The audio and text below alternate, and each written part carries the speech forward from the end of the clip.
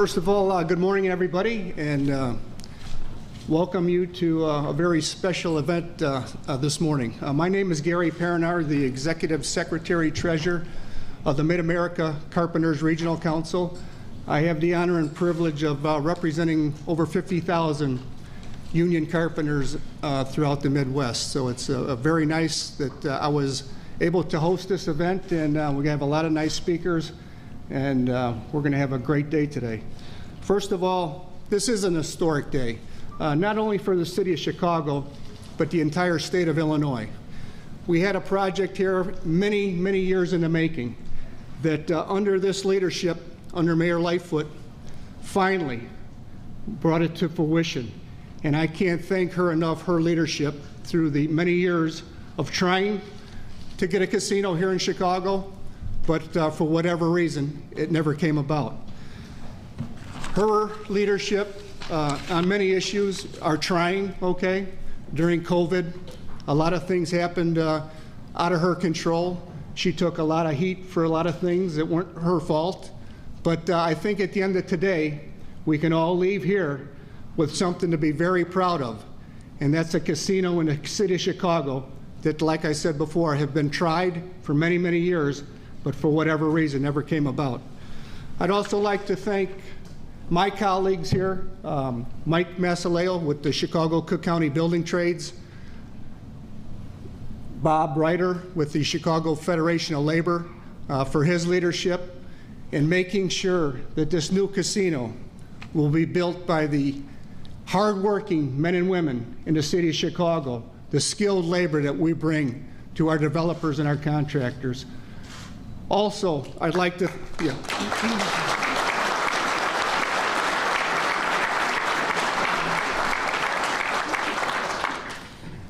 You know, this project will bring thousands and thousands of construction jobs for many, many years.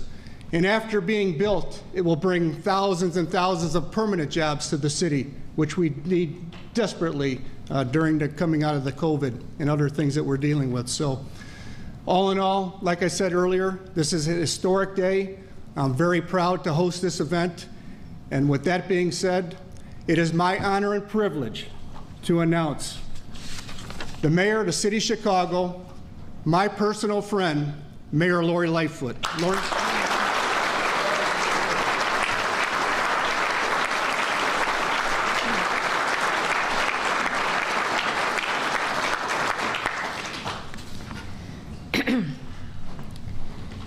In April of 1992, then Mayor Richard M. Daley announced the Chicago Casino Commission to explore the implications of a proposed Chicago casino investment by Hilton Hotels, Caesars, and Circus casinos.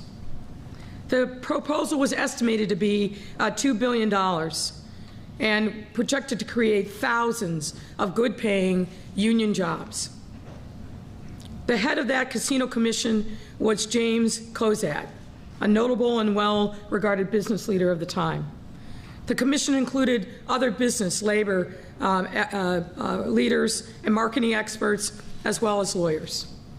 Pro bono counsel was Robert Hellman, the then chairman of Mayor Brown and Platt. That proposal at the start faced significant headwinds, and notably a Republican governor who was staunchly opposed protecting the state horse racing business, to which he had a personal connection. And the legislature was divided, with Republican-controlled Senate also standing in opposition to bestowing Chicago with such an important economic tool. And so that proposal in 1992 died. Back in 1992, I was a junior lawyer at Mayor Brown, and I worked on that Chicago Commission.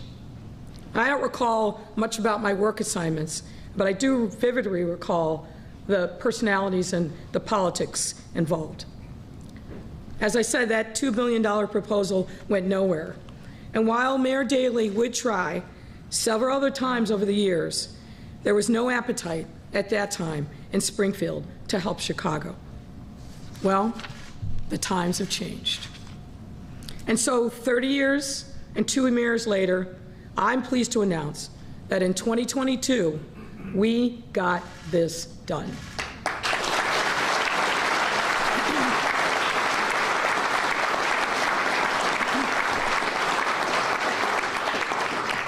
We have intentionally assembled, as you can see, a large, diverse group because so many people, so many industry sectors, so many labor unions, and others will directly benefit from this historic investment.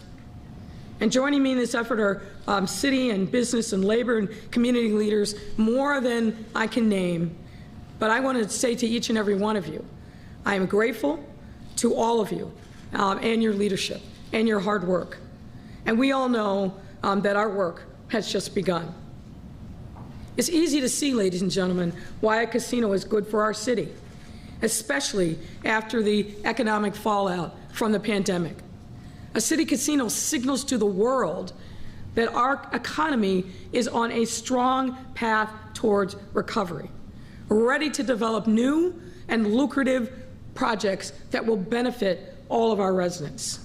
It would also serve as a catalyst for additional large-scale economic developments that will only accelerate our city's post-pandemic recovery, which, by the way, is well underway. A city casino also allows us to capitalize on gaming and other revenues, which will provide much-needed new and dedicated funding sources for our police and fire pension funds and capture the gaming revenue that has been lost for far too long to neighboring jurisdictions, including Indiana. And you've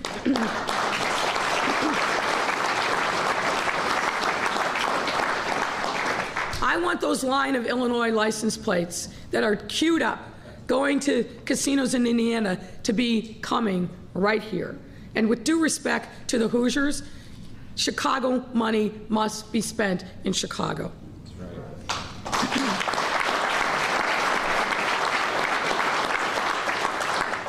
A Chicago casino will expand on our values of equity and inclusion, as the RSP process was intentionally designed to ensure that residents from all neighborhoods will be able to take advantage of the thousands of estimated good-paying, sustainable construction jobs and operational casino jobs that this project will provide. If you'll recall, I came into office determined to make our city's finances more stable and more sustainable, as well as root equity and inclusion at the heart of every city initiative. And through persistent efforts by my administration and our team, as well as a green light from Springfield, we were able to finally put the gears in motion and bring this day into reality. And let me take you back. In the spring of last year, the city issued an RFP for a casino and received 5 proposals from 4 applicants. In December of last year, each of the teams presented their unique visions to the public.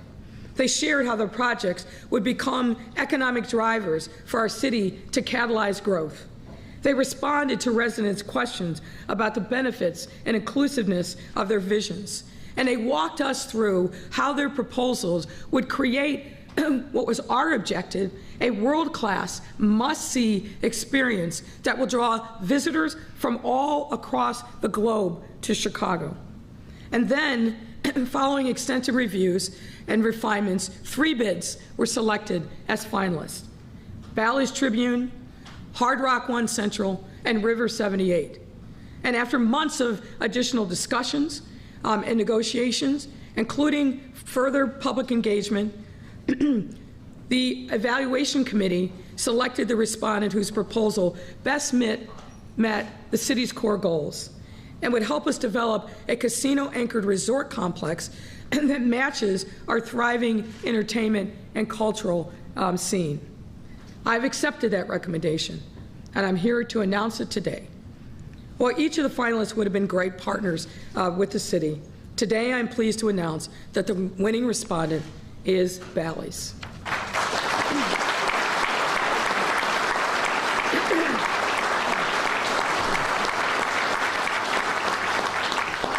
And let me give you a flavor of what I think the evaluation committee saw and that I support.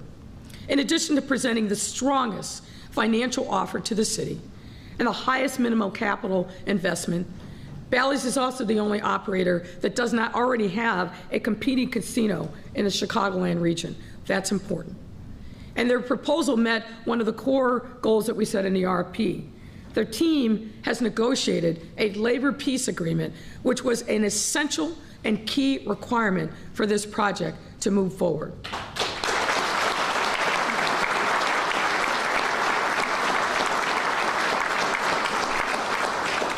They also demonstrated their determination to meet our equity goals by proposing, among other things, an innovative crowdfunding initiative that will allow individuals to make small donations and small denomination investments in this project while still receiving meaningful equity stakes. That is something unique, and I think people all over the city will take advantage of the opportunity to make their own stake, their own bet, if you will, in this casino. The Bally site also sits within an important land use transition zone with several large-scale existing industrial and commercial uses nearby that will continue providing critical services to the city while accommodating development to enhance economic development and increase the city's tax base, also important. Bally's will exercise its option to purchase the entire site and therefore has flexibility in how they'd like to redevelop the other parcels within this planned development. Importantly, the team is committed to seeking additional community input to guide these redevelopments. Regarding design, Bally's has also been very receptive to city feedback. Its hotel and casino design have been cited and sculpted to form an iconic, memorable gateway and skyline along the Chicago River, meaning that once completed, it will seamlessly blend in to our city's existing landscape. A Chicago casino must reflect our iconic architectural history, and this one does. As far as amenities goes, this site will have it all, including but not limited to an array of locally owned restaurants, a museum, a performance venue, an expansion of our Riverwalk, an existing exhibition hall featuring a variety of rotating exhibitions and installations, helping us build on our reputation as the culinary capital of the country, and showcase the works of our incredibly talented creative community. Now, after today, what's next? We will bring this exciting proposal to City Council. You will recall that a special committee was set up led by Alderman Tom Tunney and co-chaired by Alderman Jason Irvin. The alderman will receive another detailed round of briefings in advance of that committee hearing, and the committee hearing will happen, a subject matter hearing, on Monday. Assuming council approval, the proposal will then be reviewed by the Illinois State Gaming Board, and we will then be that much closer to creating Chicago's first casino and entertainment complex.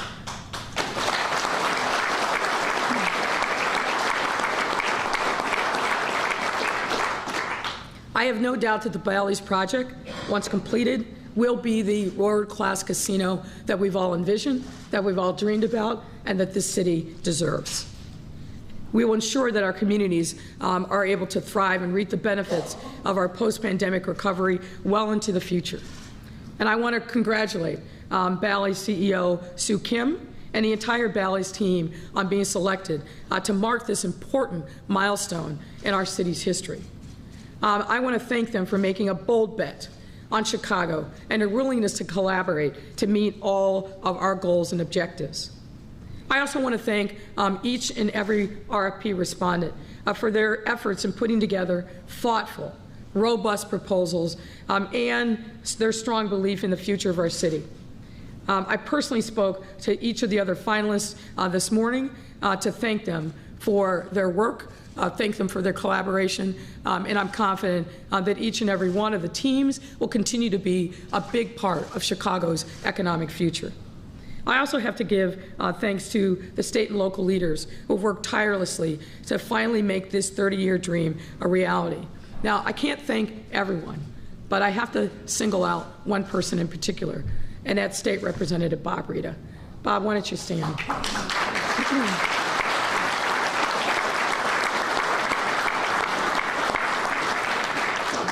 had a lot of help along the way.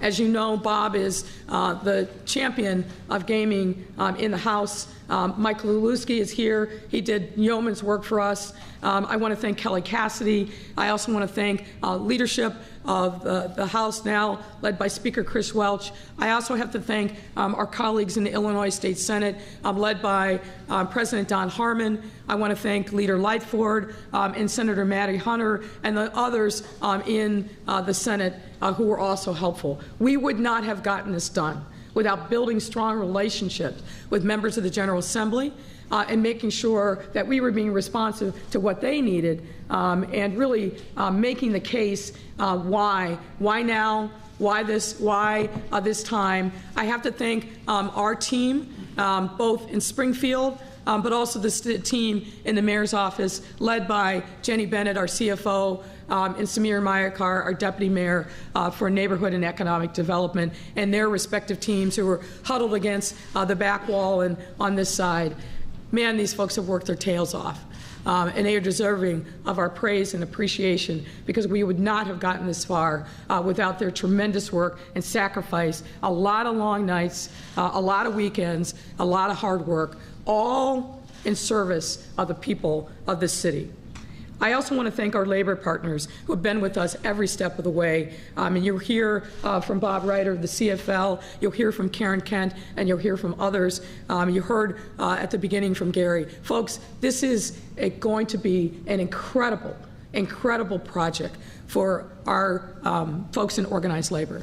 Not only in the build out of the temporary casino, the standing up of the permanent casino, and then of course labor jobs in the permanent workforce. We are a labor town, and we will continue to be a labor town, and any major economic development plan in this city will be marked by labor peace and labor being at the table.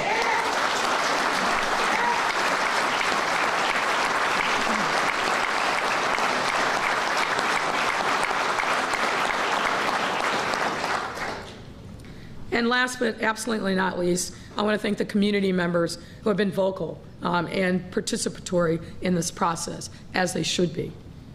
As I've said many times, city government can't and should not make investments without consulting the communities in which those investments are made at every step of the way. And that's exactly what we've done along this journey. This started last spring with the issuance of the RFP, but even before that, we had extensive conversations with every range of stakeholders that we could think of to make sure, frankly, that we got it right. This is a once in a 30-year opportunity, and we wanted to make sure that we made the most of this opportunity. And in order for us to do that, we had to go into community, we had to talk to our stakeholders and leaders, and that's precisely what we've done every step of the way. So this is a milestone in a journey. The journey's not finished. We now turn this process over to City Council, many of whom are here today, and I've got to call out our friend and leader of the Budget Committee, Chairman Pat Dow, who's with us today. Thank you, Chairman.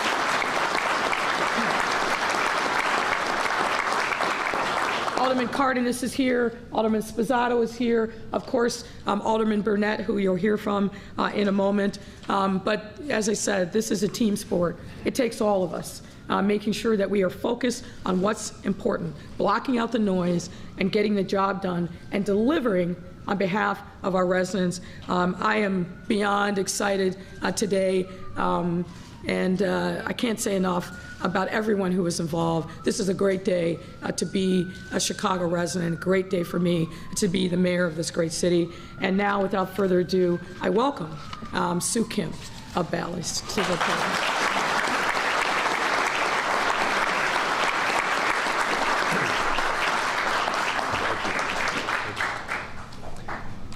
Good morning. My name is Sue Kim. I'm the chairman of the board of Bally's Corporation. And on behalf of the entire corporation, I want to say thank you to the mayor and the mayor's office for all the work that they've done.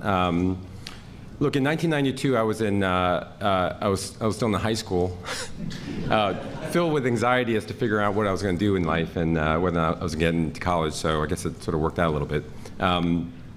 Look, we understand that this project is we are also the largest shareholders of the company. And as a shareholder of the company, we're really excited about the economic prospects for us, Bally's Corporation. I think we're going to do well. And so for that reason, this is really exciting. But the reality is this is a public and private partnership. And we also understand all the responsibilities that we take on by being selected and accepting this selection to build a casino in Chicago, a dream that's decades in coming. We understand how by building and operating a wonderful casino that'll keep the property taxes low for the residents of Chicago. We understand that it'll allow for the city of Chicago to keep their promises to the pensions of the police and fire. We understand how important it is for all of the laborers here to work together to build this casino and then to operate the casino together, and what an opportunity it is for them. We understand how for all the underrepresented groups that in some ways capitalism has left behind, that this is a project that will include them, that will allow them to be part of the ownership, part of obviously the management, the operations.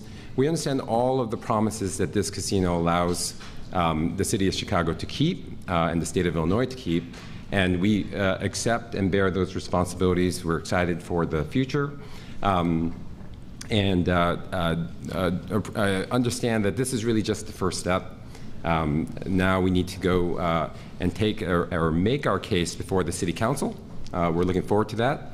And we believe that Bally's is ready to bet on Chicago. We think this is a wonderful way for Chicago to, continue its recovery from COVID. And we can't be more excited. So thank you very much on behalf of our entire corporation.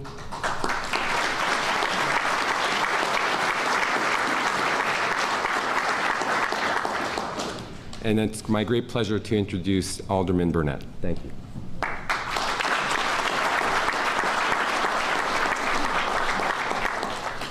Kamsahamnida, Mr. Kim.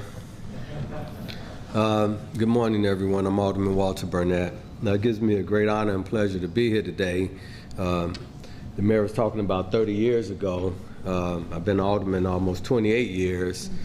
So I served with 3 mayors under 4 governors, and this is a very, very historical event. I'd like to give a shout out to everyone in the House. 40 years ago, myself and Bob Rita were young Democrats together hanging out at places. I won't say. Don't worry, that's enough.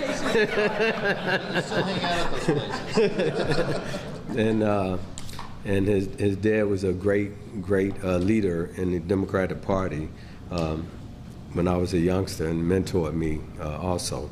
Representative Zalewski, his father and I started at the same time in the House. But I would be remiss if I did not acknowledge, sitting next to them, is former State Representative Eddie Winters, who's former police chief, one of the suburbs, and lieutenant in the state, and to my colleagues. Of course, Alderman Pat Dow, running for Congress, right? Alderman Nick Sposato, Alderman Cardenas, and I hope I didn't miss anyone. But it's an honor to be with all of you all. All of the union guys, been working with you guys for a long time. I want you all to recognize you get more work in the 27th Ward than anywhere else in the city of Chicago.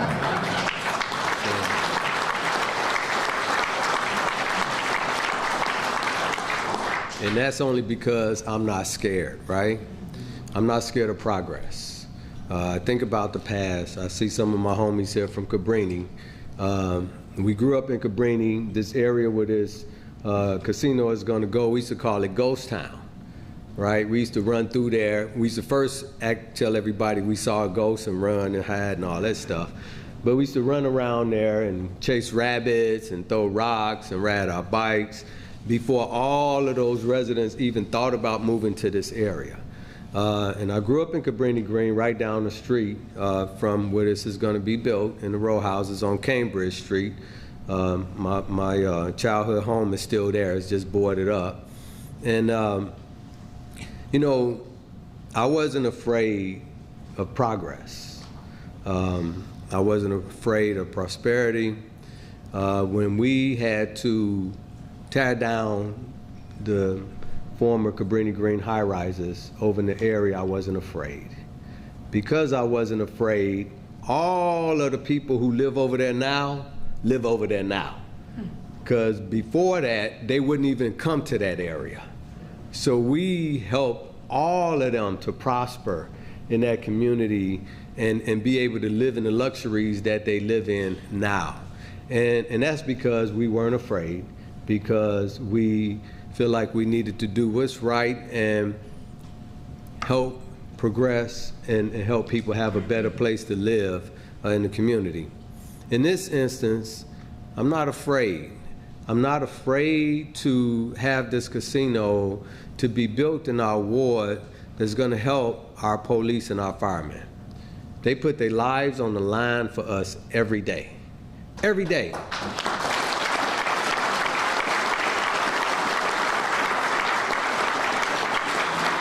And, you know, I have two cousins who happens to be police officers in that area right now, and whenever something happens, everybody's on the phone. You okay? You okay? You okay? It affects everybody's family. And if something happens to these guys, their pensions would go to their loved ones, would go to their spouses. You know, so it's only fitting that we make sure that their pension funds are intact. It's unfortunate, you know, back in the day, I remember when Mayor Daley was in, you know, he took us all to Springfield and we had to try to, you know, say, don't make us pay for the, you know, come up with the money for the pensions yet. We can't, it's an unfunded mandate. We don't have the money. What are we going to do? You know, and thank God that Governor Pritzker in the House and the Senate allowed us to be able to have a casino in the city of Chicago, finally. But thank God most of all for Mayor Lori Lightfoot, who stood up, negotiated, put aside all of her differences in order to work on behalf of the citizens of the city of Chicago, in order to work on behalf of our police officers and our firemen and their families, but also for our tourism. Coincidentally, I'm on the tourism bureau, the Choose Chicago, right? I'm the only alderman on Choose Chicago, and I serve with a lot of these folks here. And I know in detail of how something like a casino would impact our city economically, how it would impact our city with tourism, how it would impact our city with adverse economics going to everything from Uber rides to restaurants to hotels to, you know, tours to everything. You know, so the money that the casino is putting up is one thing, but the adverse effect of the money that's going to come to the city of Chicago is tremendous. We've had over 57 million people at one time before the pandemic to come to the city. I can see that increasing substantially because of Bally's. And so it would be a disservice for us as government who have a fiscal responsibility to our citizens not to allow this casino to be built in our city, not to allow for all those out-of-town folks to spend their money in our city.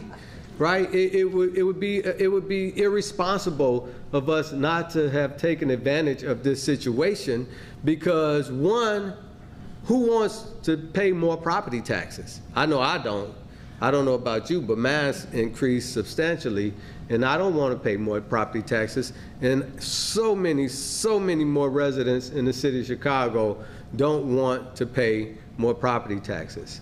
I would have to say, Mr. Kim, you know, unfortunately, because of the Gaming Commission and how all of this stuff works with reporting and all of these things, we couldn't really talk to these guys, right? If we wanted to talk to them, we had to have a lawyer, and you know, we had to lawyer up and all of that stuff, and you know, and it wasn't even worth it, right? Until we see how close we are. So I didn't really get to talk to them a lot, but one time or two times? Two times I did get to talk to Mr. Kim.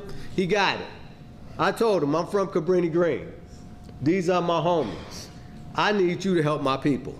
These are my people. This is where I come from. This is where my home is. I need to make sure folks over there are prosperous, but also I need to make sure that we have a lot of public safety in this area. We need to make sure that it's safe in this community, that we need gang intervention, crime intervention, all of those things, but also we have schools and parks and centers and a whole bunch of myriad of things in the community, but also we have infrastructure that's needed in this neighborhood. And Mr. Kim was like, no problem, no problem, we get it, we understand, no problem. So I look forward to working with Bally's on helping our community.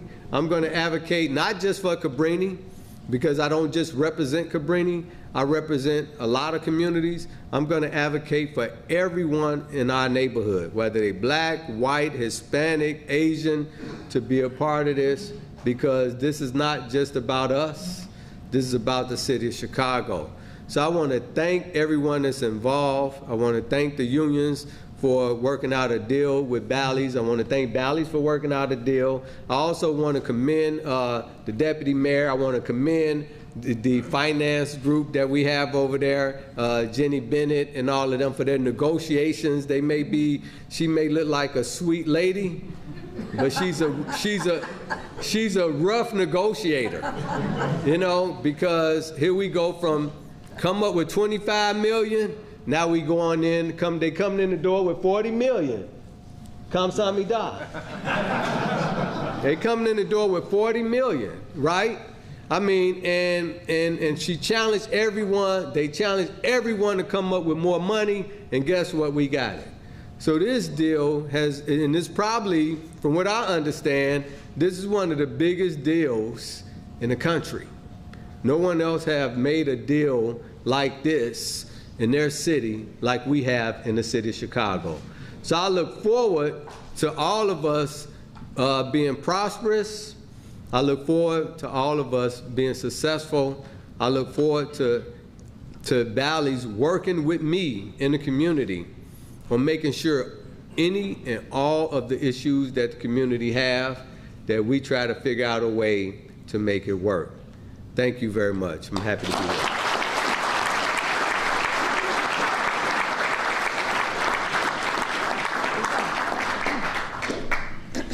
Good morning.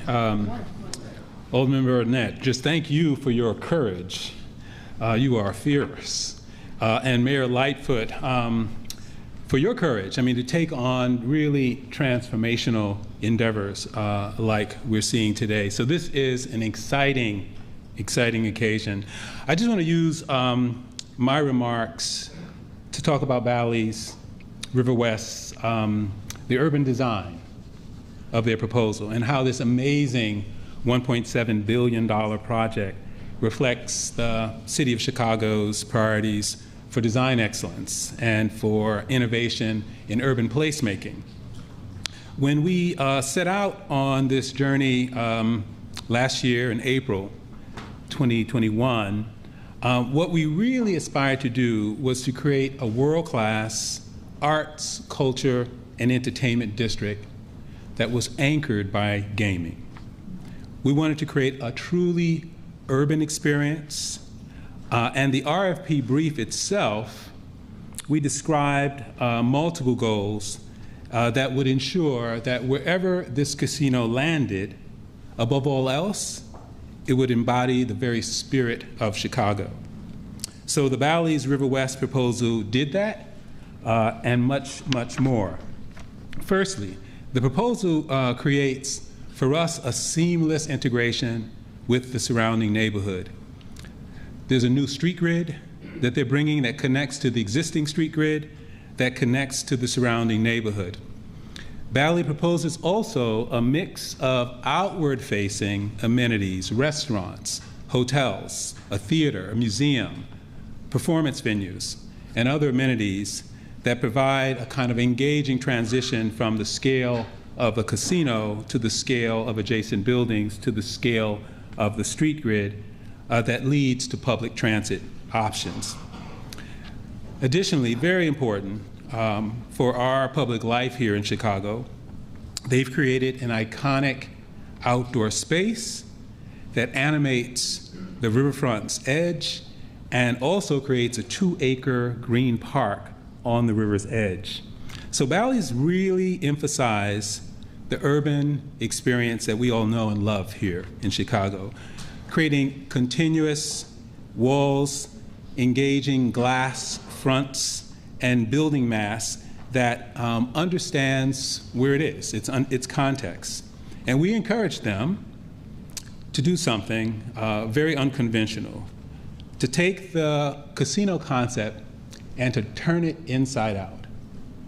Turn it inside out, and they did just that. So the gaming floor is lifted above one floor and allows the ground floor, the experience of those who come into this precinct, to engage in a host of other amenities. So it's extremely important for us, not only that we have a casino there, but that it is a catalyst that serves as a focal point for this growing arts and culture and entertainment district. So for us, it's a place to live, work, and play. It's a mixed-use district. And it also tackles some of the sustainable design strategies that we've requested in our public policy. And they made it multimodal, easily accessible by foot, by public transit, by bike, and by car. So our hope is that this will be a place where Chicagoans will come, they will meet the world will meet Chicago, Chicagoans will come back again and again and again, and even if you don't enjoy gaming, you'll enjoy coming here with your family, with your friends, to something that is vital, urban, and truly a Chicago experience. I just want to thank your design team for being incredibly inventive. I think all of the 5 proposals were inspiring, but the Bally's proposal in particular, I think, captured the spirit of Chicago. And so thank you, Chairman Soo Kim, and thank your team. My planning team, Commissioner Biaggi's transportation team, are excited to start working with you to refine these proposals, to take them through the public process, to gain further community input, and we're all looking forward to this work. So congratulations and good luck to you. And I'd like to introduce a partner, Bob Ryder.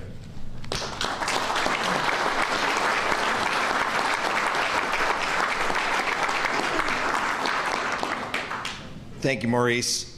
Good morning, my name is Bob Ryder, and I'm president of the Chicago Federation of Labor.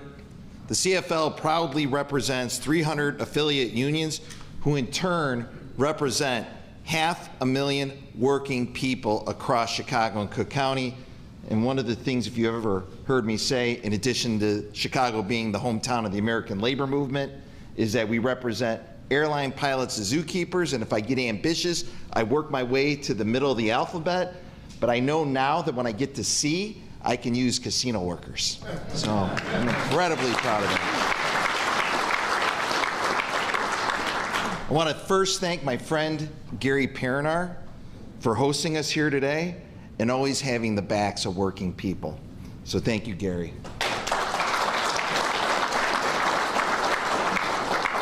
I am very, very excited to be here today. We started in Springfield partnering with Mayor Lightfoot, Speaker Welch, President Harmon, Governor Pritzker. Mayor Lightfoot, thank you. Thank you, thank you, thank you. And I can't forget my partners in organized labor, Mike Masaleo, President of Chicago and Cook County Building and Construction Trades Council, and Tim Dre, President of the Illinois AFL-CIO, who supported and worked the roll call with us while we were down in Springfield. We have long recognized the opportunity that a gaming and entertainment complex could mean to the working people of Chicago. Layer in the revenue that will come to the city and the further economic growth this will give our tourism industry, it's overwhelming. Not only will this casino be built by tens of thousands of union construction workers, but we have reached a strong labor peace agreement with the Bally's Corporation.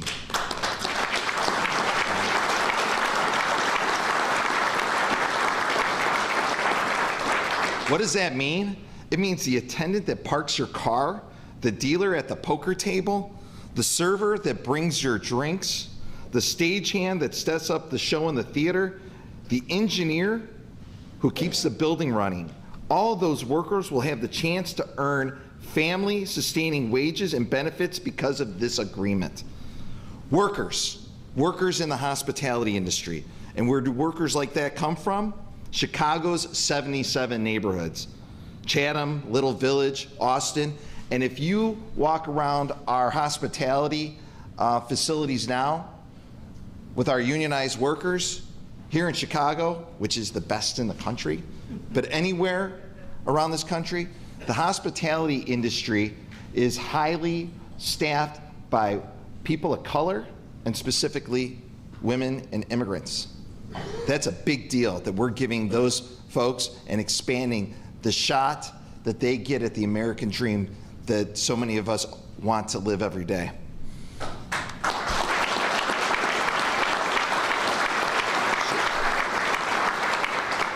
I said it before, Chicago is a union town. It's the working class people who make this a world-class city, and it's the working class people of this city that will make this a world-class casino.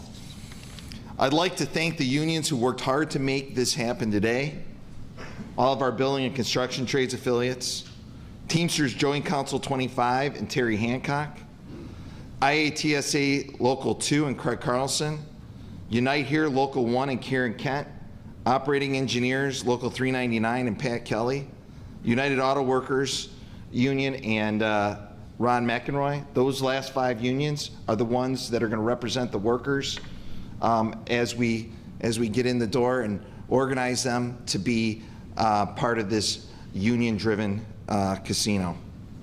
And I can't forget my good friend Jim Tracy from the Chicago Firefighters Union, who wanted to be here today and couldn't. This casino, through Jim's hard work, will protect fire and police pensions, and that's a big deal.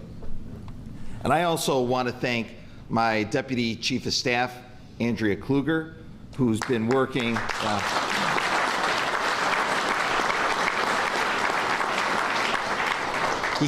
hand in hand with me throughout this. See, a little thing about Andrea, it was like she's like a sleeper agent that's been out there for us for a long time. Her first job in the labor movement was working as a casino organizer, and she led the successful conclusion of New York City's first casino. So this is a second notch on her belt. So thank you, Andrea.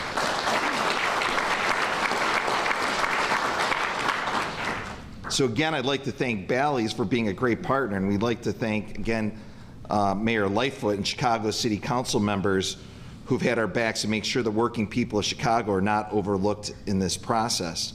And I want to note something very important, because I've gotten a lot of questions since our since I testified at the City Council. Everyone's like, well, who was the one that you've had conversations with? It's been Bally's. Bally's has been working with us for months now to get to an agreement. They are the ones who were in the door first. We weren't quite there a week and a half ago, but they were the ones who, as soon as we got out of that hearing, said, okay, let's finish this up. And they are the only ones, and everybody else had an opportunity. And I'm not here to, you know, say anything bad about anyone else, but I'd be remiss if I didn't know that Bally's was the only one who got to the finish line on a labor peace agreement. I want to thank Sue Kim. I want to thank Chris Jewett, who's been working with us on this.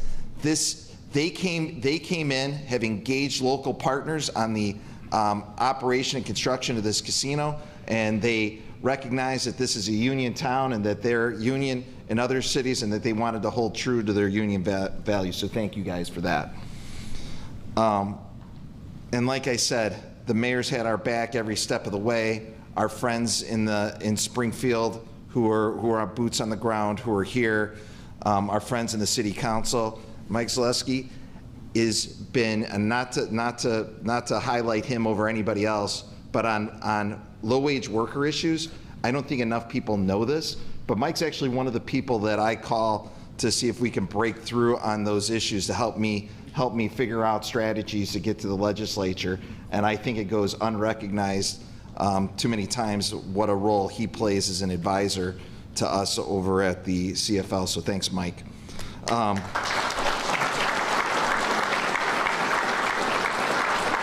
And now it's my pleasure to introduce someone who's been a member of one of our affiliate unions and a leader here in the city of Chicago. Even though he's not from Chicago, he's firmly planted here in the city. A former member of our affiliate union. He may still have his membership. I'm pretty sure he probably does. The NFL Players Association. Former Chicago Bears defensive end, Israel Adonijah.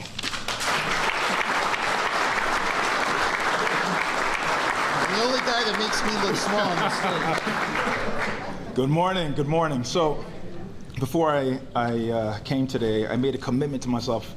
Often I'm accused of always using sports analogies. So I said, no sports analogies. I'm just gonna, say my piece. But our mayor mentioned that this is a sports team, a team. So she opened the door, and I've got to walk through it, right? So, it's just incredible, and it's an honor to be a part of this moment.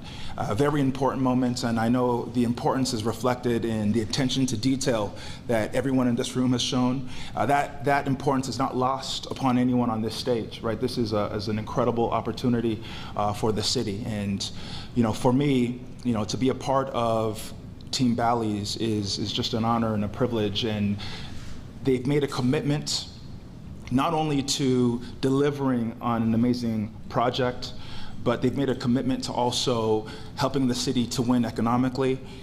They have a community-first approach as they want to know what's happening in these communities. There's a ripple effect. Yes, this project here is going to change this area of the city, but beyond that, it's going to change this entire city. It's going to impact a lot of lives, and that's what, for me, is so important and what's so exciting to be a part of. I'm so fortunate that I was able to serve the city in the sports aspect for so many years, and also to give back, working with kids in the community and focused on that impact sector. There's so much work that needs to be done.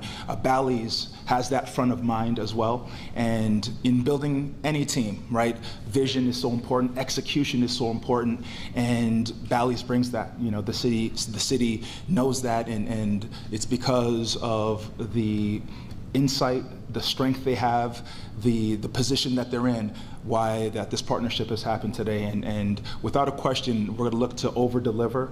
We're going to look to execute on a high level.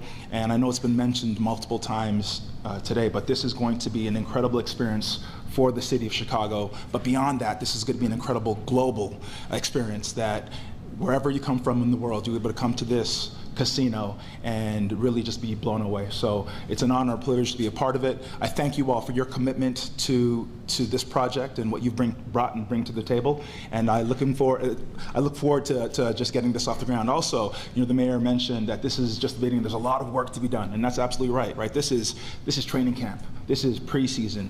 There's still significant work that needs to be done, and it's going to take all of us, right? It's going to take everybody, every stakeholder from every corner of the city to bring their best to make sure that this project crosses the finish line on an elite level. So thank you. I appreciate you. Bear down. Let's go.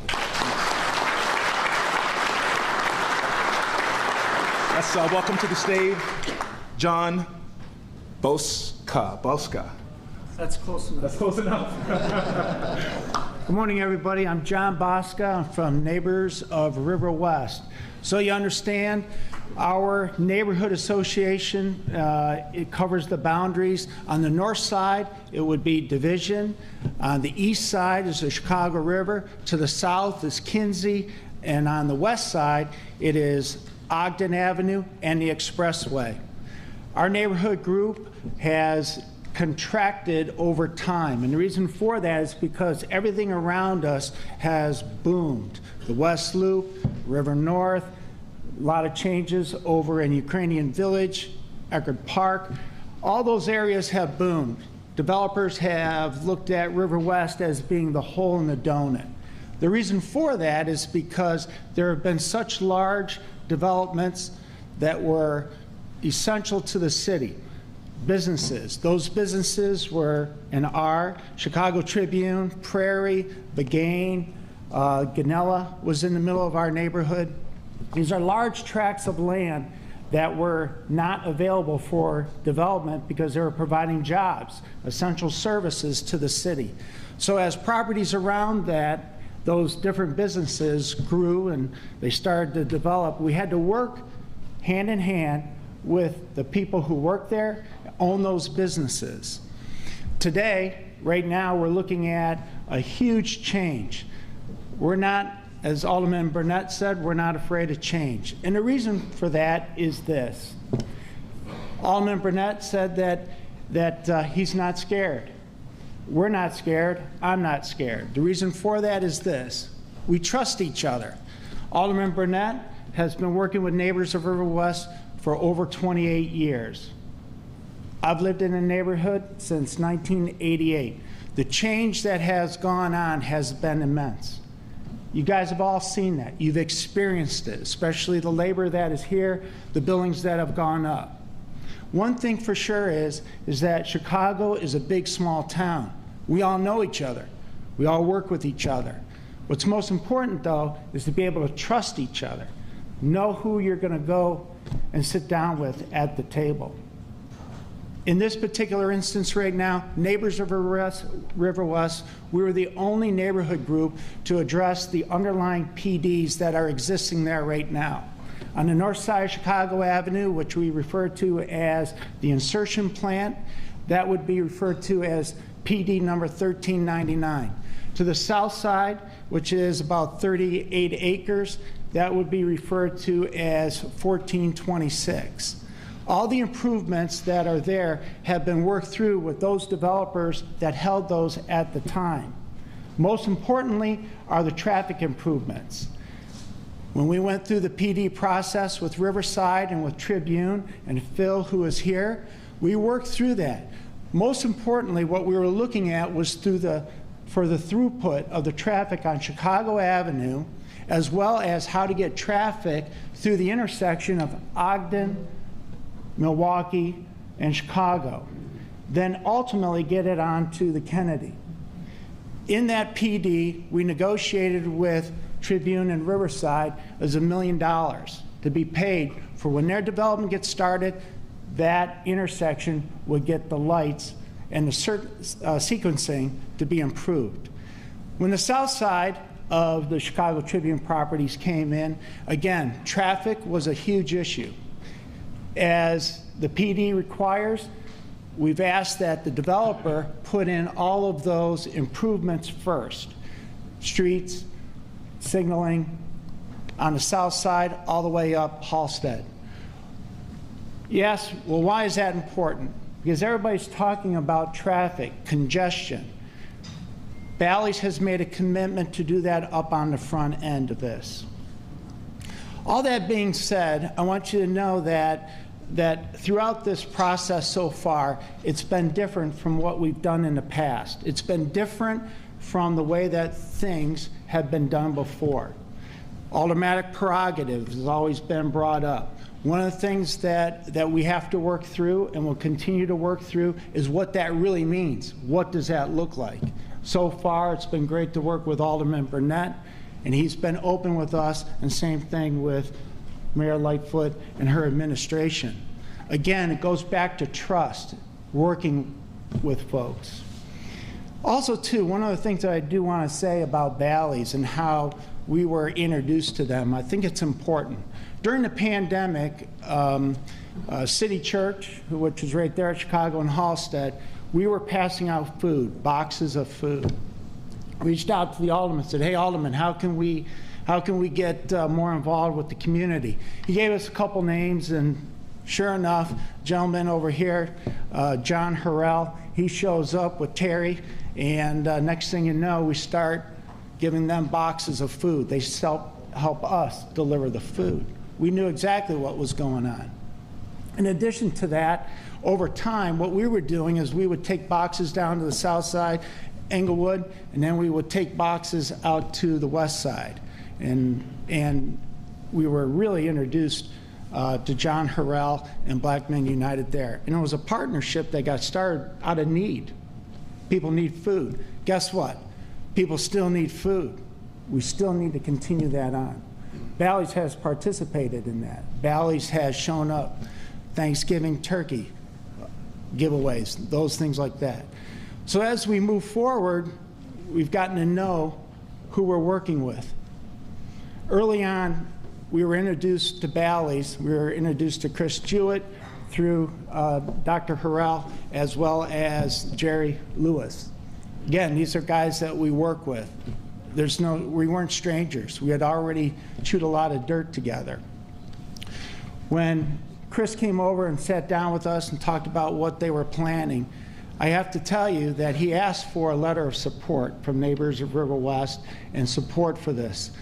He made it very clear that we were unable to do that at that time. And the reason for that is because out of all the development that we've done, the zoning changes and everything else, we go through a process. We had not gone through that process.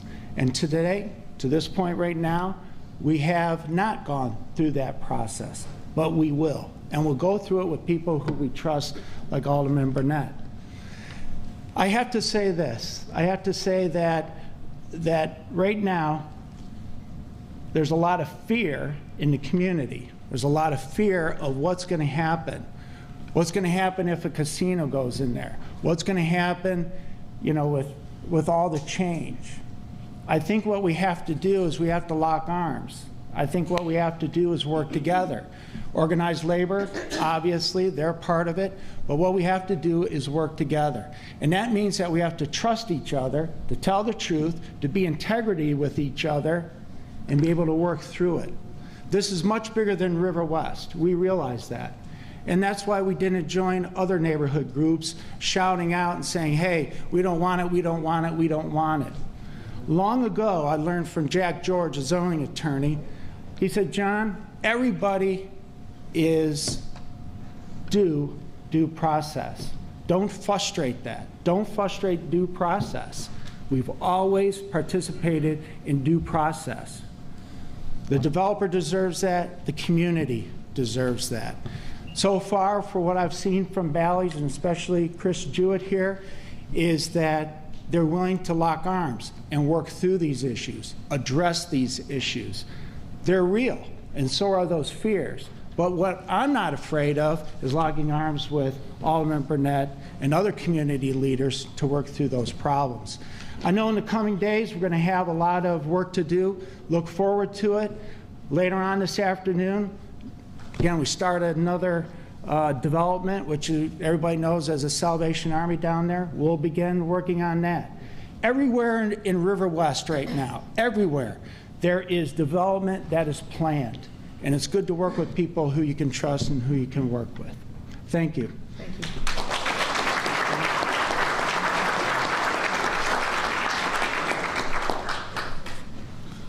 Good morning. My name is Eric Williams. I am the chef and owner of Virtue Restaurant and Mustard Seed Kitchen.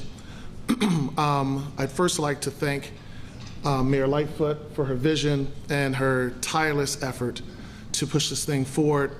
I'd like to acknowledge our state and city officials who are all working diligently to make this thing come forward. I've worked in River North for about 20 years, which is the most amount of time I've spent in a space in my entire career. And I worked as a young salad cook to a partnership steak in a restaurant by the name of MK that was there and took a lot of pride in not just being in the community, but being a part of the community. We were able to move forward as we closed MK a few years ago to launch Virtue Restaurant, which we believe is an amazing amenity to the Hyde Park community, to its residents, and the community at large. It's important to me to be in spaces that provide safe space and equitable space. And as we look forward to being a part of this development, growing our team, creating a deeper, connected impact in the River West community. We look forward to growing opportunities for people of color and providing a culture of hospitality and kindness for everyone that walks in those doors. Thank you.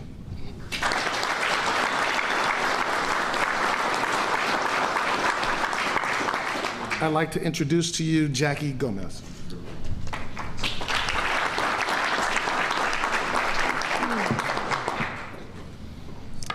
Well, just when I was thinking, I was really excited about the Mayor's Invest Southwest initiative because of the involvement with the community. Blew me away, Mayor. This is an exciting time and it's historic for the city. My name is Jackie Gomez. I am the Executive Director for the Hispanic American Construction Industry Association, also known as HACIA. We are a construction advocacy and membership organization representing over 300 members in the construction industry with a focused lens on diversity, inclusion, and equity. Small businesses and minority and women-owned businesses are the lifeline of the communities in Chicago. The opportunities for minority and women-owned businesses and the creation of good-paying construction jobs that this development will bring will be historic, and we're all for it. It will set the tone and the new standard for what future development should and will be like. And that's exciting times for us. It will benefit, the benefits of this development will be felt for generations. That's no doubt about it. And what you've been hearing mostly today of how with the design, how inclusive and wonderful it will be, and it will be built by quality workmanship. I'm here to just highlight how excited we are for the small minority businesses that are looking to be part of this great project. And I applaud, and we applaud, the mayor's efforts and intentional efforts to ensure that it's inclusive from the very top to the bottom. And that's important for our minority and women businesses here in the construction industry. And so with that, I just want to applaud the mayor and her team for this enormous feat we know was not easy, and we stand ready, willing, able to support and assist Bally's team with the inclusion of diverse businesses and a diverse workforce. Thank you.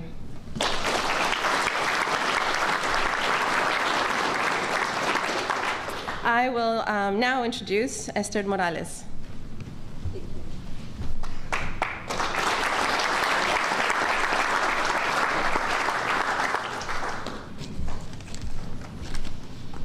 Hola, buenos días a todos. Hi, how are you? Mi nombre es Esther Morales, soy recamarera en Crown Plaza. Good morning, my name is Esther Morales. I'm a room attendant at the Crown Plaza Hotel in Chicago. Llevo 18 años trabajando ahí y me encanta convivir con la gente, atender a los huéspedes de todo el mundo, y estoy orgullosa de ser miembro de mi unión United Local 1.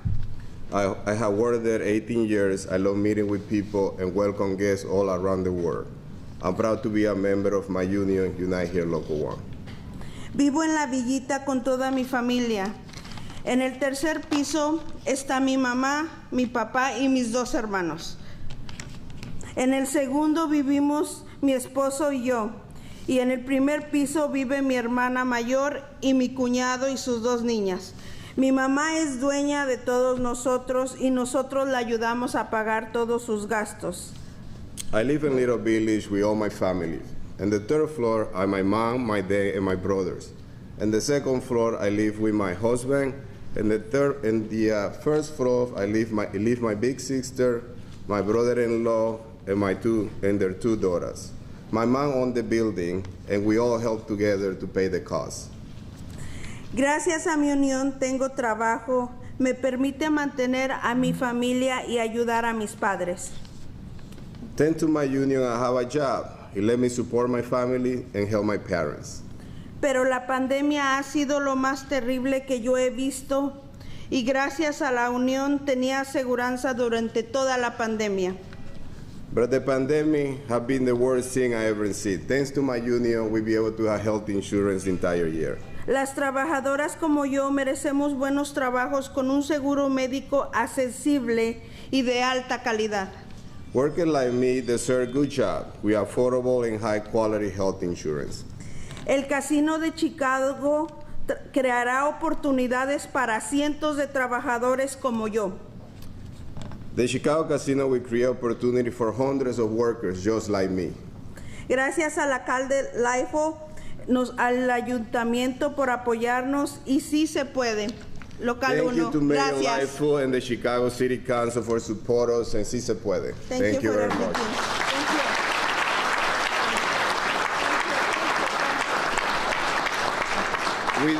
With that, we would like to introduce our president, Karen Kay.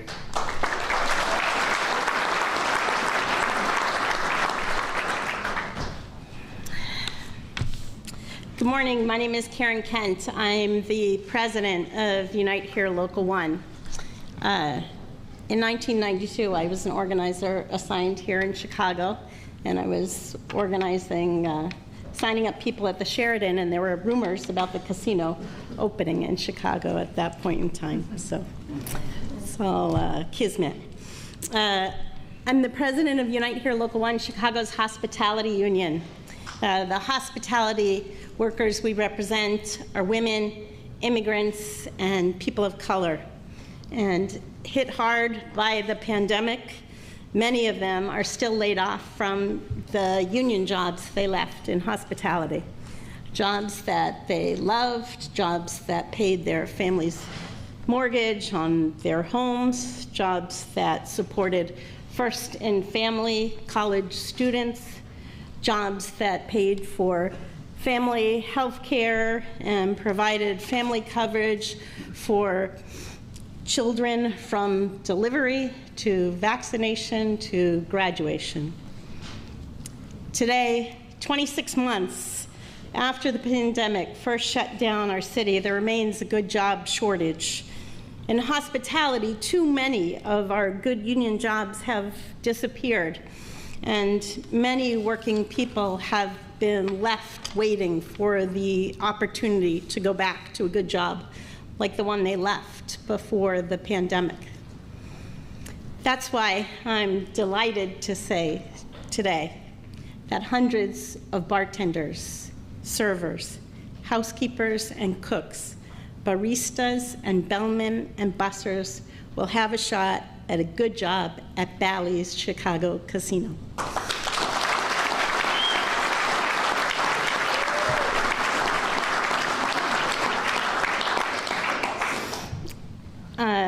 Bally's is the only bidder to commit to create a path to good jobs at the Chicago Casino. So we are pleased that the City of Chicago has selected Bally's to operate our casino. Bally's Chicago Casino will give hospitality workers from Rogers Park to Pullman, from Little Village to Bronzeville, from the west side to the south side, an opportunity to get back to work, welcoming guests, mixing cocktails, preparing meals, and making sure that visitors to our city feel at home. People who work in hospitality are the people who welcome you to their homes. They serve you a meal. They're the ones who organize the picnics and the barbecues from Memorial Day to Labor Day and tell you what to bring along when you come. These working people are ready for full-time jobs, good jobs that highlight fairness, that sustain families, and lift up communities, for work that fills a place in their head and their hearts. I would like to thank the mayor and the members of City Council as well for keeping working people in their heads and hearts throughout this process. We know that the casino has been the source of a lot of debate over the dinner table, with your neighbors, at union meetings, and with coworkers. That back and forth is very Chicago. It is also very Chicago to show compassion, to do the best we can for our city, and to provide for working people, for those in need, and do the best we can to keep our city at work. Chicagoans need the city's leaders to take this next step forward. We are asking for the best of Chicago to show compassion, to provide for our city, and keep our city at work. Thousands of hospitality workers in our city are counting on it.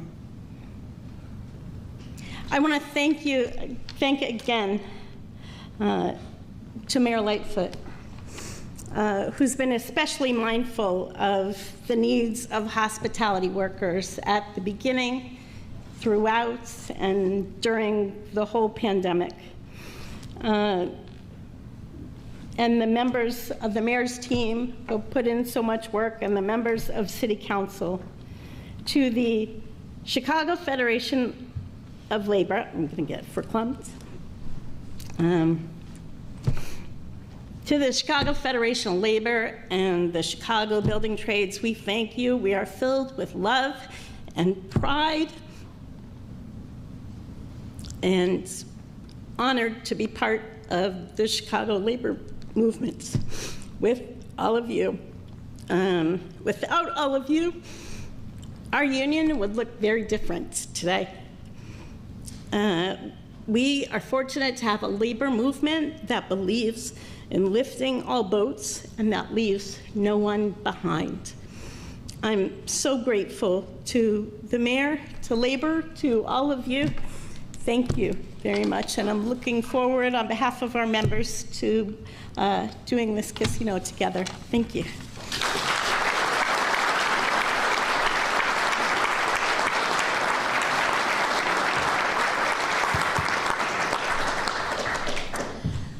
Well, it's been quite I think it's still morning.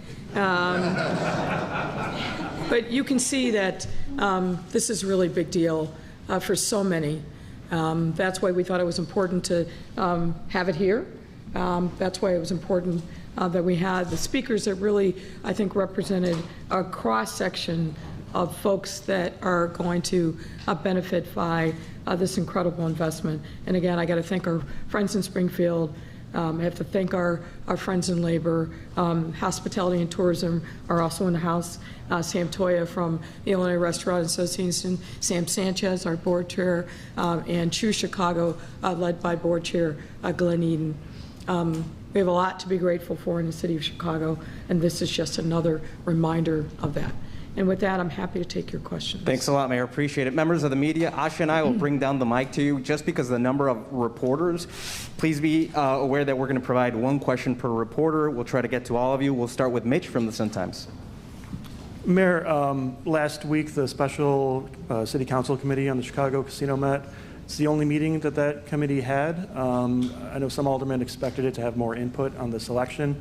Can you comment on how that committee, just generally what the point of the committee was? What the point of it is? The point is that the City Council has to be intimately involved in its decision. And as you know, the committee is composed of every committee chair and every vice chair. I think it's 3/4 of the City Council that is formally sitting in the committee, but City Council members, as is their tradition, any member, whether on a committee or not, has the ability to come, ask questions, and participate. And I think you saw some of that. So the point is the point. We believe in legislation, we believe in democracy, and this is something that the City Council has to be intimately involved in, and they have been. They had the opportunity from the very beginning when we released the names of the RFP respondents back in December. We had the big convening at UIC Pavilion to come and listen to the presentation. They've had the opportunity at all the public convenings. Multiple layers of briefings have happened with City Council members. Some participate, some don't. But we make sure, as we always do with anything big or small, that City Council members are read into the process, and they have been in this one. Now this project goes to the City Council members. They'll have a subject matter hearing on Monday, and as I mentioned before that, briefings of City Council members are going to be happening today and tomorrow. And then there'll be a vote of the committee, and then it'll go to hopefully that vote will be positive, and then it'll go to the floor of the City Council. So there are ample, and have been and will continue to be ample opportunities. So I'll say it on behalf of City Council members. City Council is very relevant in the economic development life of our city, and this project's no different. Thanks, Mayor. Craig Wall, ABC 7. Mayor, if I can just follow that up, because there are some on that committee who maybe were expecting to have more of an input before a decision was announced, and might even be looking at that committee as really having been kind of a sham without, because we've moved so quickly after only one meeting. Well, there's nothing about this that has moved quickly. As I said, let me review the timeline. We issued the RFP last year in the spring. We had the 5 finalists that were announced and then put out for public view, and we've given a lot of the documentation that was available. That public-facing process really started with the issuance of the RFP, and then really, I think, took bloom in December of last year. So ask the City Council members who were saying that they've been closed out of the process, they thought they'd have more. Did they show up at any of those things? Many of them didn't. I've seen the voices that have spoken, and many of them didn't. And look, the reality is, in every process, there are winners and losers, and this one's no different. And some of what you're hearing is people who they've staked their allegiance with proposals that didn't make it through to the finalists. And it's typical of folks that weren't successful to attack the process. I could probably list you half a dozen other circumstances. But in this administration, we care a lot about the process. The process matters.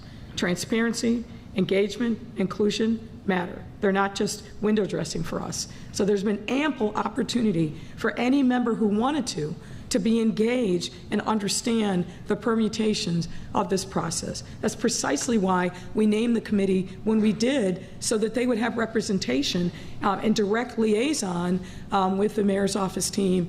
And that discussions have been ongoing for months now. So anyone that tells you differently has been asleep for the last few months. Thanks, Mayor. Eric Rung, WGN. Or isn't telling the truth. Good morning, Mayor. Thank you for taking the question here. My question, I'm going to follow up on the first two here as well. On Tuesday, when you were asked about this, you made it seem in what you told us, that us being the press, that you were going to be waiting on the Select Committee's recommendation, yet here we are today. I never said that. I never said that. You made it seem as if you did. I never said that. I can read you your soundbite if you would like me to. No, sir, you were wrong. I never said that. I never alluded to that because I knew what the process was. I said I was waiting on the evaluation committee, which is different, sir. And let me just give you a little procurement one-on-one. Whenever there is an RFP that's issued, there is an evaluation committee that is stood up. That evaluation committee then helps form the RFP, controls the process and the back and forth, and then comes together once the proposals come in, and then evaluates the proposals, whether or not they adhere to the RFP, and then any other additional information. There was reporting on Tuesday that I had already made a decision, and I said, no, I have not, because I have not received the recommendation of the evaluation committee. That is different than the select committee, the special committee that's been set up by the City Council. Sharon, WTTW. Hi, Mayor. Originally, Bally has offered a $25 million upfront payment. In the release this morning, that payment is increased to $40 million and includes an annual $4 million payment. How big did that play a role in your decision in selecting Bally's? Well, I would say you have to look at the overall package, but I've been very clear about this when I've made public comments. It was very important to me that we had a financial deal that worked for the city. And there's a couple of components with that. Number one is that the financing was there. I was not interested in, the taxpayers, I think, wouldn't want me to get involved in a relationship with a developer that didn't have all of its financing tight. So that was critically important. We also had other elements of what we were requesting, which Bally's has met. One of which, importantly, was an upfront payment and then an annual community benefit payment that we could use to supplement some of the work that's going to go on around the casino development, and Bally's has met that. So yeah, finances, of course, first and foremost, matter. Having labor piece, a critical part of it. Making sure that they were meeting real commitments around MBE, WBE participation, also critically important. I don't want to short shrift all of it, but those are some of the top line issues, and we were very transparent about that from day one in the RFP and any conversations that I've had with the teams, whether it was a 5 when I met with them or when it was 3 with the finalists. We emphasize those pieces, and that's what our team has been really in negotiations around a term sheet for a long time with each of these teams, but those are critical pieces for us. Chris Ty, CBS. I'd like to use my question to ask Mr. Kim a question, if I may. Mr. Kim, would you mind stepping up to the microphone? There are some critics in Chicago who say that Bally's doesn't have expertise to operate a project of this scale. The average casinos that you operate are in towns of about 110,000 people, and that you are a hedge fund that will need to take on debt. I'm wondering if you can answer some of those questions, and also what percentage of this project is going to be financed by what the mayor talked about, those smaller investors who are able to get a piece of the casino. Okay. That's about 5 questions. I'm going to try. All right, I'm going to try to. Exactly. Well, I'll try to. I'll try to go through that. So, I do run an investment fund. That's actually my full-time job, and as part of my, one of the things we do, we look for, good opportunities to invest in. Bally's is a company that we've been invested in for actually over 10 years. It happens to be one of our firm's more important positions.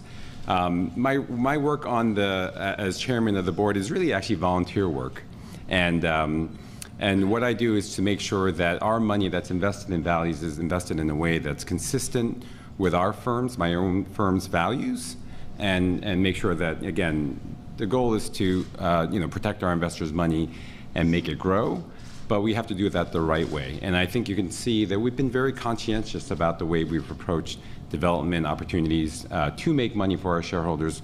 We want to do it the right way, where we create more benefit and not just some zero-sum game. So I think that covers that. The fund itself, there's no debt being taken to build this project. We're going to build this project over a number of years.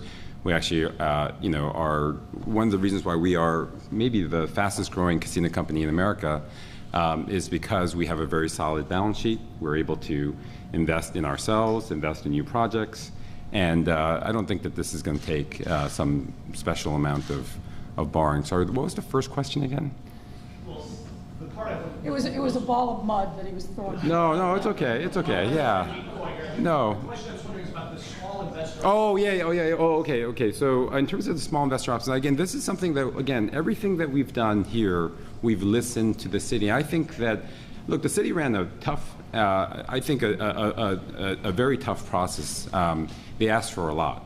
And one of the things that was very important to them was, hey, we have to make sure that this is just not, rich people getting richer. There has to be a way to share in the project. And so we came up with a very innovative community investment program, which we are going to continue to announce in the coming days and weeks. But I think we've fleshed through the basic parts of this, which is that, again, even small investors in the community, underrepresented groups, will have a chance to own a piece of the casino and have a meaningful stake in its success. So we're very excited about that. I think it is quite innovative, and sometimes it's good to do something that other people haven't done.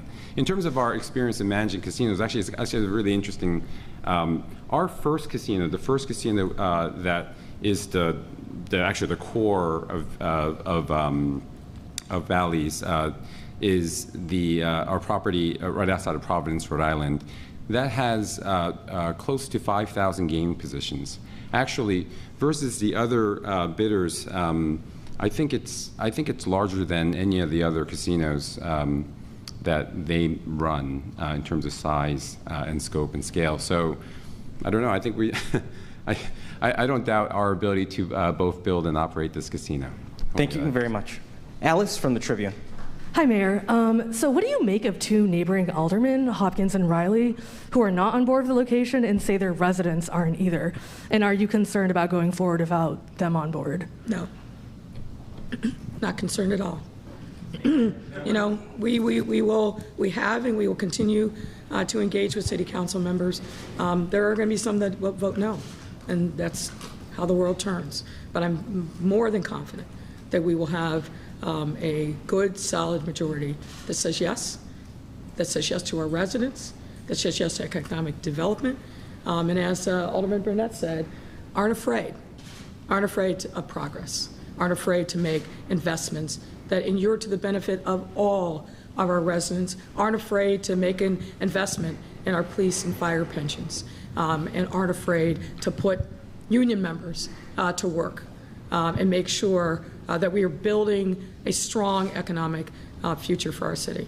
So I'm not afraid of that. Thanks, Mayor. Melody, Block Club.